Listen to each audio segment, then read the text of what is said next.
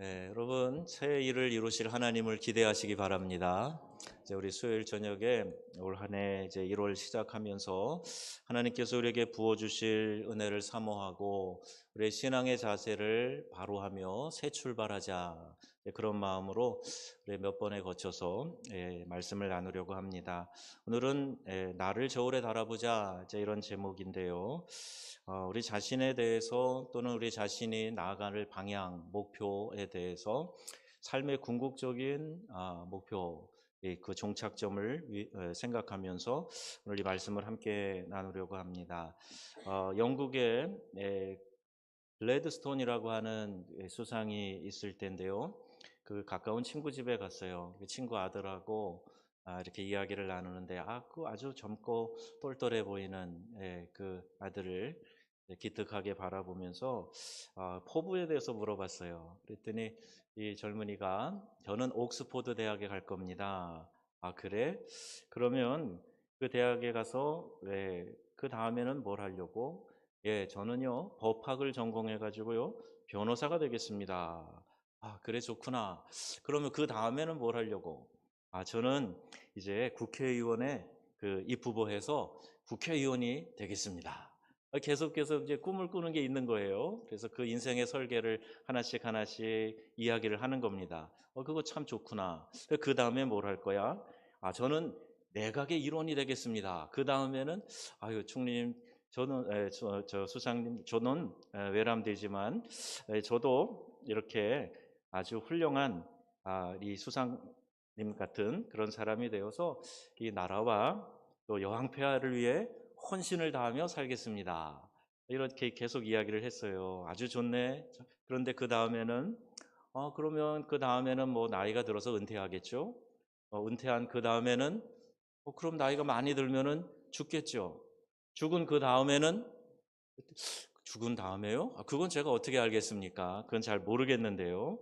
그렇게 이야기를 한 거예요.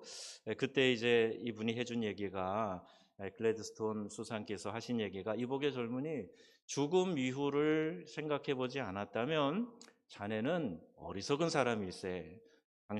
자네 집에 가서 한번 일생을 한번 끝에서부터 다시 한번 잘 생각해 보게나 이렇게 얘기를 한 거예요. 한번 깊이 인생을 마지막에서부터 다시 한번 역으로 생각해 봐라. 이렇게 조언을 해줬다는 겁니다. 여러분, 우리는 죽음 다음에 어떤 일이 우리에게 있을 것인가에 대해서 분명히 알고 있습니다. 우리는 다 천국에서 깨어나서 주님과 함께 천국에서 왕노릇하며 그곳에서 평안 안식하게 될 줄로 믿습니다. 이제 그 천국을 꿈꾸면서 살아가는 건데요. 천국에 대한 소망 없이 구원의 확신 없이 살아가다 보면 이 땅을 살아가면서 만나는 수없이 많은 여러 가지 일들 때문에 또 삶에 발생하는 변수들 때문에 두려워하고 또 놀라고 때로는 낙심하고 좌절하고 또 분내고 이런 일들이 자주 생기게 될 거예요. 오르락 내리락 하는 그런 인생을 사는 경우들을 우리 많이 보게 됩니다. 여러분, 우리가 하나님 앞에 설 것을 생각하면서 오늘의 삶의 의미와 자세, 이걸 한번 진지하게 생각을 해보자는 겁니다. 구원은 예수 그리스도를 믿음으로 받습니다. 우리가 예수 그리스도를 나의 구원자로 나의 주님으로 영접함으로 구원받은 하나님의 백성이 되는 거예요. 그런데 천국 입성해서 하나님 앞에 설 때에는 우리의 행위에 대한 판단, 행위 심판을 하나님 앞에서 받게 되는 겁니다. 여러분, 믿는 사람들이요, 자칫 잘못 오해를 해서 내가 예수 믿으면 그 다음엔 아무렇게나 막 살아도 돼, 마치 구원파가 이야기하는 것처럼 예수 믿은 사람은 그 다음에 회개할 필요가 없어. 그렇지 않습니다. 우리가 삶의 여러 가지 삶의 내용들을 가지고 우리 주님 앞에 설 때에 내 자신의 인생을 주님 앞에서 평가받게 된다. 이걸 여러분 생각하시고 미리 내 삶을 한번 저울질해 볼 필요가 있어요. 행위 구원은 아닙니다만은 행위에 대한 분명한 판단은 하나님께서 하신다는 거예요. 지금도 이슬람교에서는요, 알라가 저울을 가지고 달아본다는 거예요. 뭘 달아보느냐? 선행이 많으냐, 악행이 많으냐. 저울로 달아봐서 악행이 많은 사람은 심판을 하는, 선행이 많은 사람은 상을 주고 이렇게 한다는 겁니다. 우리 기독교 교리는 그것과는 다릅니다만은 반드시 우리의 삶에 옳은 선한 행위를 하나님께서 우리의 삶 속에 명하고 계시고 우리 자신의 인생을 저울질해 볼 그럴 필요가 있다는 거예요. 몇 해 전에 우리 신학교 대학원 동기들이 가까운 대전 옆에 금산에서 모인 적이 있어요. 오랜만에 아주 오랜만에 아마 졸업 후에 한 번도 못 본 것 같은데 신학 대학원을 입학한 게 한 36년 전 일입니다. 근데 그 학교 다닐 때만 봤으니까 한 30년 이상을 못 본 그 목사님이 캐나다에서 목회를 하시는데 나오신 거예요, 한국에. 그래서 이제 어떤 선교 대회 때문에 나오셨는데요. 그 양 목사님이라는 그분이 동기들 소식도 궁금하고 그러니까 이제 모아가지고 본인이 또 막 이렇게 식사도 사고 이렇게 교제하는데 궁금하니까 이 사람 저 사람 물어보지 않았겠어요? 근데 참 놀라운 것은요. 우리 그 신대원 동기생들이 한 90명 되는데 벌써 여러 명이 소천을 했더라고요. 그리고 또 아주 지금 중한 병에 걸린 분들도 있어서 그 유가족들과 또 투병하는 이들을 위해서 함께 막 뜨겁게 기도했던 그 순간이 있었습니다. 동기들 중에서는 제가 제일 젊은 층에 해당이 되니까 제 군대를 늦게 갔잖아요. 그러다 보니까 우리 동기들이 저보다 나이가 많은 사람들이 꽤 돼요. 이제 벌써 60 중반, 또 중후반 넘어가는 사람도 있어요. 그러니까 은퇴도 얼마 안 남은 그런 동기들도 여러 명 있었는데요. 야, 참 세월 빨리 가는구나. 그리고 나서 누구는 어떻게 됐다, 누구는 어떻게 됐다 이런 얘기로 막 한참을 같이 이야기를 했던 그런 시간이 있었습니다. 여러분 지혜로운 사람은 언제나 이 마무리하는 때 이것을 염두에 두고 살아가는 거예요. 최종적으로는 우리의 인생이 마무리되는 그때가 있겠죠.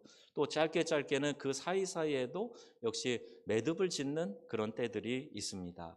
궁극적인 인생의 마무리, 히브리서 9장 27절에 말씀하죠. 한 번 죽는 것은 사람에게 정해진 것이요 그 후에는 뭐가 있어요? 심판이 있으리니. 한 번 죽는 것은 하나님께서 우리 인생에 정하신 것이고 그 다음에는 하나님의 심판이 있어요. 구원과 영멸의 심판, 그것만이 아니라 또 하나님의 그 심판대 보좌 앞에서 우리가 받는 행위에 대한 판단이 있다는 거예요. 그래서 이걸 생각하면서 살아가는 사람하고 이런 생각 전혀 없이 그냥 하루하루 막 살아가는 사람하고는 삶의 내용과 질이 아주 다르게 되어 있습니다. 그래서 전도서에는 이런 지혜를 우리에게 말하고 있어요. 전도서 7장 4절 말씀 다 같이 한번 읽어보겠습니다. 지혜자의 마음은 초상집에 있으되 우매한 자의 마음은 혼인집에 있느니라. 아멘. 뭐 혼인집에 있다고 그게 나쁘다 이런 뜻은 아니고요. 결혼을 한다는 것은 미래에 대한 아주 아름다운 핑크빛 꿈을 꾸면서 설계를 하면서 그렇게 하는 거 아니겠습니까? 그런데 모든 것의 끝이고 마지막인 이 죽음, 그 죽음을 우리가 애도하는 이 소상집에 가 있는 게 우리의 마음이 거기에 있는 게 오히려 더 지혜롭다는 거예요. 이게 무슨 말이냐? 죽음을 생각하고 우리의 인생의 궁극적인 종착역이 있다. 한 번 죽는 것은 하나님이 정하신 것이다. 이걸 생각하면서 살아가는 사람이 지혜로운 사람인데 늘 나의 만족과 쾌락을 위해서 삶의 순간순간 느끼는 자극과 즐거움을 위해서 살아가는 하루하루 그렇게 살아가는 사람, 그 사람이 우매한 자다, 어리석은 자다. 자, 이렇게 말하고 있는 겁니다. 제가 바라기는 이곳에 있는 모든 분들은요, 늘 천국 소망하면서 우리의 인생의 마지막 정착역 생각하면서 하루하루 진중하게 살아가는 우리 복된 영성의 가족들 다 되시기를 주님의 이름으로 축원합니다. 진정한 승자는 마지막에 웃는 자다. 이런 얘기 들어보셨죠? 마지막에 웃는 사람이 진짜 승리하는 사람. 과정에는 좀 이기기도 하고 또 때로는 지기도 하고 넘어지기도 하고 또 그 중간중간에 뭐 잃어버리는 것도 있을 수 있고 헤어짐과 아픔도 있을 수 있고 병약한 그런 시간도 있을 수 있어요. 그런데 마지막에 주님 앞에 설 때에 인정받고 환하게 웃는 사람, 그 사람이 진정한 승리자다. 그때에는요 땅을 치면서 후회해봐도 아무 소용이 없습니다. 이미 늦었어요. 여러분 누가복음에 있는 말씀처럼요, 그 어리석은 부자가 죽음 이후에 어떤 소원을 빌어도 이루어질 수 없는 겁니다. 저기 내 형제들 다섯이 있으니 그들이 오지 않도록 저 나사로를 좀 보내세요. 그래서 이 지옥 불 가운데 오지 않게 해주세요. 그 들어질 수 없는 소원이에요. 저 나사로의 손끝에다가 물 한 방울 찍어서 제 혀를 좀 서늘하게 해주세요. 아, 여기서 타 죽고 죽겠습니다. 그 고통을 이야기해도 들어질 수 없는 소원이었어요. 여러분, 우리가 이 땅을 사는 동안에요, 어떻게 하면 주님 앞에 설 때 주님 앞에서 잘했다, 착하고 충성된 종아, 네 수고를 안다, 내 눈에 눈물을 씻겨주시고 위로해 주실 그 주님을 맞이할 수 있을까? 그걸 생각하면서 살아가야 된다는 거예요. 죽음의 강, 우리가 황천길 이렇게 얘기하는데 황천이라고 부르는데, 그 죽음의 강을 건넌 이후에는요, 구원과 심판이 명확하게 구분되기 때문에 그 이후에는요, 어떤 방법으로도 우리가 그를 멸망의 자리에서 지옥 백성을 천국으로 올릴 수 없는 거예요. 면죄부를 아무리 비싼 걸 사도 그런 거 소용이 없어요. 죽은 자를 위해서 기도해 봐도요, 구원과는 아무런 관련이 없습니다.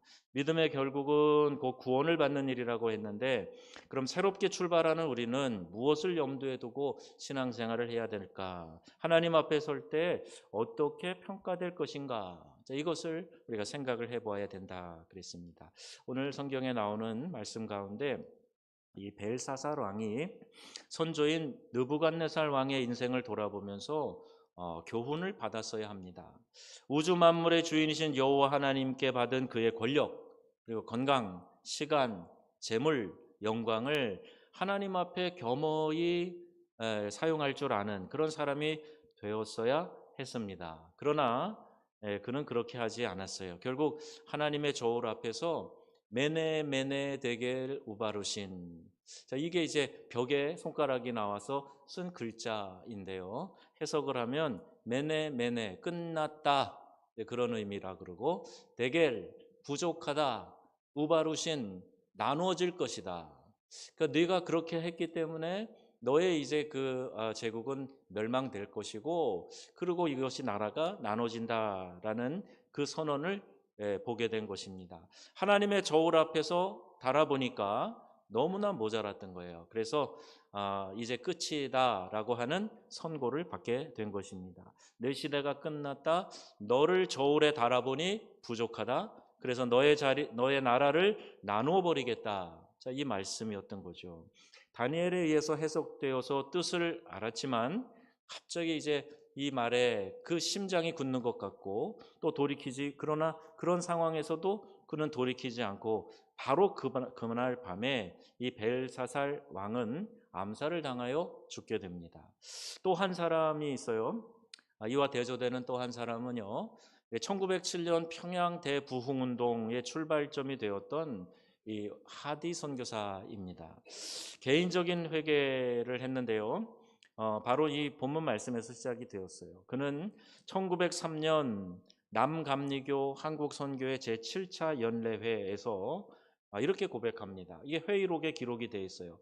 감리교는 연회라는 걸 하는데요, 우리 총회 같은 건데요, 거기서 이제 이 요한웨슬레의 전통에 따라서 막 회의만 하는 게 아니라 부흥회 같이 이렇게 하는 게 연회의 특징이에요. 거기에서 이제 이 남감리회 파송인 하디 선교사가 자기의 죄를 고백을 하는 거예요. 뭐라고 고백을 하는가? 지난해 나의 사역을 돌아보고 그 결과들을 볼 때에 모든 것 위에 데겔이라는 한 단어, 이 뜻이 측량해 보니 부족함이 나타났다는 의미라 그랬죠. 이 단어가 기록되어야 함을 느낍니다. 이렇게 고백을 한 거예요. 그리고 여러분 그 내용을 아시지만 그가 얼마나 우리 조선 백성들을 또 무시하고 자기의 그 교만한 마음을, 그걸 스스로 발견하면서, 물론 성령이 깨닫게 해주신 거겠죠. 하나님 앞에서 통회하며 자복하며 그가 그 말씀 앞에 눈물로 자신이 회개하게 됩니다. 하디 선교사가 그냥 그때 후회하는 마음으로 지나쳐 버렸다면 아마 평양 대부흥운동은 일어나지 않았을 거예요. 그의 그 공개적인 회개를 통해서 많은 사람들의 마음에 나도 그런데, 나도 그런 교만이 있는데, 나도 하나님의 저울에 달아보니 부족하기 그지없는데, 그러면서 자신의 죄를 드러내기 시작했고, 그 결과로 놀라운 회개 운동이 원산과 평양에 일어나게 된 거예요. 여러분, 부흥은요, 회개를 통해서 일어난다 말씀드렸어요. 성령이 내 안에서 역사하시면 제일 먼저 우리 안에 일어나는 반응은요, 주여 내가 죄인입니다, 나를 떠나소서. 베드로의 고백과 같이, 또 성전에서 하나님의 영광을 보았던 이 선지자의 고백과 같이 하나님 앞에서 나의 죄를 드러내고 그 죄 안에서 하나님께 고백하는 것이 나타나게 되는 거죠. 자신의 무능과 교만과 사랑의 부족을, 영적인 능력의 부족을 하나님 앞에 내어놓고 철저하게 고통스럽고 부끄러운 참회의 고백을 회중 앞에서 했을 때, 그때 성령께서 놀라운 역사를 이 땅에 일으켜 주셨던 겁니다. 오늘날 여러 사람들이 교회에 대한 염려도 해요. 한국 교회가 이렇다 저렇다, 이렇게 약해졌다, 뭐 이런 얘기도 많이 합니다. 그리고 교회의 미래에 대해서 걱정도 많이 해요. 그런데 여러분, 진정한 부흥은 원리가 똑같습니다. 여러분, 우리 안에 하나님의 말씀을 붙잡고 눈물로 통회하며 자복하는 이 회개가 이 땅의 교회를 살리고 하나님의 역사를 이 땅에 일으키는 원동력이 될 줄로 믿습니다.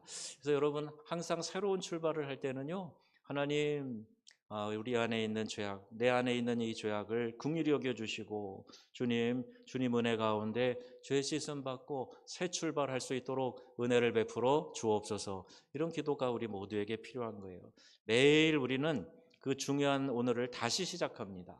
실패했어도, 실수하고 넘어졌어도, 상처로 아팠어도 하나님께서 우리에게 다시 시작해라 하는 그런 배려라고 그렇게 생각이 되는 거예요. 하루라고 하는 그 마감이 없으면 또 다음 날을 시작할 수 있는 힘이 생길까 할 만큼 지치고 상하는 그런 날들도 있어요. 그런데 하루를 묻고 다시 새 날을 시작하면 또 어김없이 새롭게 떠오르는 태양과 함께 새 날을 시작하게 되는 겁니다. 이건 하나님의 특별한 섭리이자 배려라고 믿는 것이죠. 톨스토이가 이런 말을 했어요. 세상에서 가장 중요한 때는 바로 지금이요. 세상에서 가장 중요한 사람은 지금 당신이 만나고 있는 바로 그 사람이요. 세상에서 가장 중요한 일은 지금 당신이 하고 있는 그 일이다. 그런 공감이 되지 않으세요? 내 옆에 있는 분들이 제일 중요한 사람, 내가 지금 하고 있는 그 일이 제일 중요한 일이다. 그래서 오늘 이 소중함을 주신 하나님 앞에 우리 겸손히 엎드려야 됩니다. 여러분, 그냥 붕붕 떠다니는 사람과 그런 인생이 얼마나 많은지 몰라요. 또 지금 이 사회가요, 왜 그렇게 돌아가는지 모르겠어요. 젊은이들이 열심히 일해서 성실하게 차곡차곡 쌓아갈 생각은 하지 않고 자꾸 일확천금을 꿈꾸는 그런 분위기로 사회를 이끌어가는 것 같아요. 여러분, 이럴 때일수록 우리가 말씀의 기초에서요, 하루하루를 나에게 허락해 주신 하나님 앞에 겸손히 여러분 하루하루를 올려드리는 그런 믿음의 삶을 살아가실 수 있기를 축복합니다. 우리 하나님은 회복해 하시는 하나님이세요. 하나님은 새로움의 하나님이신데 그 새로움의 하나님께서 우리를 회복해 하신다. 그래서 하나님은 우리를 두려움에 몰아넣으시고 꼼짝도 못하게 만들어서 하나님의 꼭두각시로 만들고 명령한 대로만 살게 하시고 마음에 안 들면 엄한 벌을 내리시는 그런 잔인한 하나님이 아니십니다. 사랑과 긍휼이 풍성하신 우리 아버지 하나님이세요. 그 아버지 상이 어디 나오죠? 누가복음 15장에 보면요, 그 아버지 하나님에 대한 이미지가 거기 나오고 있어요. 그 탕자의 아버지가 우리 하나님 아버지의 마음을 엿볼 수 있는 하나의 단초가 되는 것이죠. 거기 보시면요, 18절에서 25절까지인데요. 자, 18절 말씀을 한번 같이 보겠습니다. 누가복음 15장이에요. 자, 18절 말씀 같이 읽어보겠습니다. 내가 일어나 아버지께 가서 이르기를, 아버지, 내가 하늘과 아버지께 죄를 지었사오니. 이게 자백이에요. 여러분, 회개의 첫 단계는 이런 깨달음과 자백으로 시작합니다. 내가 무슨 죄를 졌어요? 그러면 이건 아직 회개 입문도 하지 않는 거예요. 내가 하나님 앞에 죄인입니다 하는 것을 깨닫고 하늘과 아버지께 내가 죄를 지었사오니, 자각하는 거죠. 죄에 대한 인식이에요. 여러분, 오늘 우리는요, 이걸 좀 더 쉽게 할 수 있습니다. 어떻게 해요? 성령 하나님께서 우리 안에 죄를 깨닫게 해주시는 거예요. 여러분이 하나님의 사람이면 내 안에 계시는 성령께서 내가 하나님 앞에 그릇 행하는 것들에 대해서 깨달음을 주시는 겁니다. 불편한 마음을 주세요.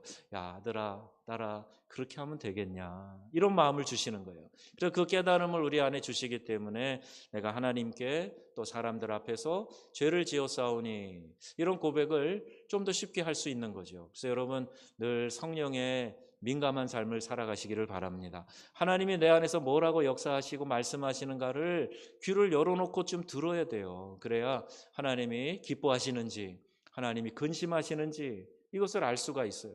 주님은 우리 안에 늘 말씀하기를 원하시는데 이걸 들으려고 하지 않고 내 자아의 껍질을 단단히 하고, 그리고 내가 모든 것의 주인 행세를 하고 있으면 절대로 우리는 성령의 인도하심을 받을 수가 없는 거죠. 우리 안에 계시는 성령께서 지은 죄를 자인하게 해주신다. 이게 이제 회개의 시작이고, 회개는 부흥의 시작이라 말씀드렸어요. 그리고 19절 말씀 보세요. 자, 이제 같이 읽습니다. 지금부터는 일컬음을 감당하지 못하겠나이다. 나를 품꾼의 하나로 보소서 하리라 하고, 공로나 자격이 없고 이제 그저 긍휼을 구하는 그런 마음이죠. 여러분, 주여 긍휼을 베풀어 주소서. 여러분, 우리가 여러 기도말 할 필요 없이요, 하나님 앞에 엎드릴 때 주님 저에게 긍휼을 베풀어 주시옵소서. 여러분, 이 기도 안에는 많은 것들이 담겨져 있어요. 내 자신의 연약함을 드러내고, 내가 공로나 자격이 없는 사람인데 하나님 저에게 은혜를 베풀어 주셨으니 감사합니다, 그런 고백이 담겨 있고요. 하나님의 긍휼 아니면, 그 은혜 아니면 살아갈 수 없습니다. 이런 겸손의 고백이 이 안에 담겨 있는 거예요. 내가 지금부터는 감히 아버지의 아들이라고 일컬음조차 감당하지 못하겠나이다. 전에는 어떻게 했어요? 아버지, 나에게 올 분깃을 주세요. 당당하게 요구했잖아요. 그리고 그 유산은 아버지가 돌아가셔야 내 몫이 되는 건데요, 아버지가 멀쩡히 살아계시는데 내 몫을 달라고. 내가 아들 아닙니까? 내가 이런 권세가 있지 않습니까? 나에게 돌아올 몫을 주세요. 당당하게 요구하는 그런 아들이었어요. 그런데 그가 이제 자기의 죄를 깨닫게 되고 자기 자신을 바라보게 되고, 그가 하는 고백이 이제 아버지의 아들이라 일컬음을 받는 것조차도 내가 감당하기 어렵겠다. 나를 품꾼의 하나로 봐주세요. 이렇게 해야 되겠다. 마음의 작정을 하는 거예요. 이게 진짜 깨달음이죠. 여러분, 우리는 하나님의 은혜 아니면 살 수 없습니다. 이런 고백하지요. 모든 것이 하나님의 은혜입니다. 찬양도 하지요. 그런데 여러분, 정말 그런 마음의 자세를 갖고 있다면 내 마음이 높아질 수가 없어요. 늘 겸손히 낮은 곳에서 오늘 내가 나 된 것은 전적으로 하나님의 은혜로다. 바울의 이 고백과 같은 고백을 우리가 올려드릴 수밖에 없는 거죠. 여러분, 이러한 은혜가 우리 모두에게 있어지기를 바랍니다. 깨닫는 은혜죠. 하나님의 긍휼을 구하면서 나의 상태를 깨닫고 하나님 앞에 나아가는 마음이에요. 자, 그리고 그 마음에만 머무른 것이 아니에요. 20절 말씀 같이 보겠습니다. 20절 말씀 시작. 이에 일어나 아버지께로 돌아가니라. 아직도 거리가 먼데 아버지가 그를 보고 측은히 여겨 달려가 목을 안고 입을 맞추니. 아멘. 아버지는 그 자리에서 기다리고 있었어요. 이제 이 아들이 깨닫고 아버지의 그 사랑이 그리워 다시 아버지에게로 결단하여 돌아갑니다. 여러분, 여기까지 가야 회개가 되는 거예요. 마음속으로 내가 좀 잘못했다 이렇게 뉘우치는 것은 회개가 아니고요, 거기에서 완전히 일어나서 의지적으로 돌아가는 거예요. 아버지께로 돌아가는 거예요. 돌아간다 하는 말 메타노이아라고 되어 있다 그랬어요. 다시 그 위치를 찾아서 돌아가는 거, 회개, 이것도 마찬가지입니다. 그런 의미를 가지고 있어요. 돌아간다는 뜻이에요. 감동에서 그치면 안 되고요, 후회로 끝나면 안 되고요, 그 자리에서 일어나야 됩니다. 그리고 주저앉아 있으면 길이 안 보이는데 일어나면 길이 보여요. 창세기 가볼까요? 창세기 13장 가보면 조카 롯이 떠나고 아브라함이 시리에 빠져 앉아있을 때 하나님께서 그에게 나타나셔서 하신 말씀이 뭐예요? 일어나라는 거예요. 같이 읽어보겠습니다. 너는 일어나 그 땅을 종과 횡으로 두루 다녀보라. 내가 그것을 내게 주리라. 아멘. 땅은 기업이고 터전이에요. 예, 그런데 이 조카가 떠나고 나서 시리에 빠져 있는 아브라함에게 하나님께서 나타나셔서 하신 말씀이 첫 번째 말씀이 일어나라는 거예요. 여러분 주저앉아 있으면 보이지 않습니다. 여러분이 신년에 믿음으로 일어서기를 작정하시기를 바랍니다. 누군가 나를 일으켜 세워주겠지 그러면서 그냥 엉덩이를 뒤로 빼고 주저앉아 있고 그러면 안 됩니다. 여러분 일어날 마음을 가지고 이 말씀에 순종하여서 일어나는 성도님 되시기를 바랍니다. 일어나야 길이 보여요. 여호수아에게도 나타나셔서 동일한 말씀을 하시는데요. 아이성 전투에서 참패하고 영문을 몰라 주저앉아 있던 여호수아, 그에게 하나님께서 나타나셔서 하신 말씀이에요. 7장 10절 말씀 읽어보겠습니다. 여호와께서 여호수아에게 이르시되 일어나라. 어찌하여 이렇게 엎드렸느냐. 아멘. 자, 일어나라 말씀하고 계세요. 하나님이 우리에게 말씀하시는 거예요. 일어나라. 내 마른 손을 내밀어라. 예수님이 한 손 마른 자를 고치실 때 그렇게 말씀하시잖아요. 내 마른 손을 내밀어라. 그리고 중풍병자로 누워있는 자에게 내 자리를 들고 일어나라 말씀하세요. 그리고 안전뱅이가 되어서 내 다리로 걸어보지 못한 그 사람에게 예수님은 어떻게 해주신 그런 것도 나오지도 않아요. 야, 일어나라 말씀하시는 거예요. 여러분 믿음으로 반응하고 일어날 의지를 가지면 그 이후의 역사는 누가 하세요? 하나님이 하시는 거예요. 그럼 그 자리에 주저앉아 있지 말고요. 믿음으로 일어나는 성도님들 되시기를 축원드립니다. 자, 21절 가보니까 하늘과 아버지께 죄를 지었사오니 이게 회개 기도하는 거죠. 자격이 없으니 그저 처분만 내려주세요. 하나님께 회개하고 상처와 아픔을 준 사람에게도 용서를 구하는 거, 이게 진정한 회개, 돌아서는 거예요. 자리로 되돌리는 겁니다. 이런 회개로 그가 나가게 되죠. 우리 예수님께서 제자들에게 가르치신 기도문, 우리가 지금 모임에 늘 함께 암송하는 님 가르치신 기도, 거기에 이렇게 돼 있어요. 우리가 우리에게 잘못한 사람을 용서해 준 것처럼 우리의 죄를 용서해 주옵소서. 그럼 이렇게 기도하라고 예수님이 가르쳐 주셨어요. 우리의 죄 사함 받기를 원해서 기도하는데 그 죄를 용서해 주세요. 우리도 다른 사람의 잘못한 것들을 용서해 준 것처럼 이렇게 기도하라고 말씀하고 있습니다. 자, 그렇게 그가 아버지께 와서 하늘과 아버지께 죄를 지었사오니 이렇게 회개하며 그의 자격 없음을 시인하고 처분만을 기다릴 때 아버지가 어떻게 하고 있는가? 그래 이놈아, 네가 그 돈을 가지고 다 허랑방탕 어떻게 쓴 거야? 어떻게 해서 이런 거짓꼴로 돌아온 거야? 한마디도 물어보지 않아요. 그죠? 그 아버지가 돌아온 아들을 기쁨으로 맞이해 주는데요. 22절에서 24절 아버지의 기쁨이 그 행위로 묘사되어 나옵니다. 어떻게 하라고 종들에게 명합니까? 제일 좋은 옷을 입혀라. 그리고 그 손에 가락지를 끼워줘라. 이건 신분의 회복을 말하는 거예요. 신분을 회복시켜 주는 거예요. 내가 용서는 해주겠는데 그 아들이 스스로 생각한 것처럼 너는 여기서 허드렛 일이나 하고 너는 내 아들이 될 자격이 없어. 그렇게 한 게 아니고요. 옷도 좋은 옷으로 입혀주고 가락지를 끼워주면서 다시 아들로 받아들이는 그 아버지의 모습이.